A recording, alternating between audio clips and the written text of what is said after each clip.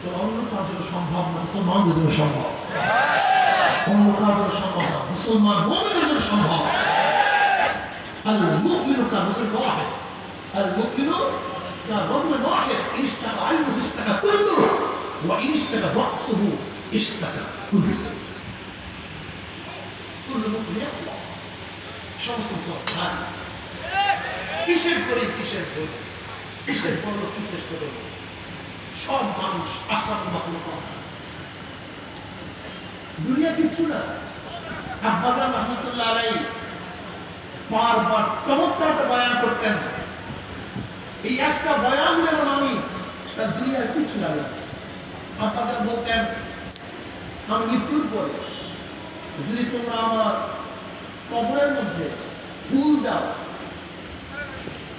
ফুলের তোড়া দাও, আতর গোলাপ ছিটাও, আমার কবরকে সম্মান ইজ্জত করো, আর মাওলানা যদি মাফ না করে এই তোমাদের সম্মান আমার কোনো লাভ নেই। কোন ভাইরা, আর আমি মৃত্যুর পরে যদি আমার কবরের মধ্যে তোমরা ঝাঁটা মারো, ঝাঁটা মারো, পিছা মারো, জুতা মারো, অসম্মান দেখাও, আর মাওলানা যদি মাফ করিয়া দেয়, তোমাদের অসম্মান আমার পুরো ক্ষতি নেই।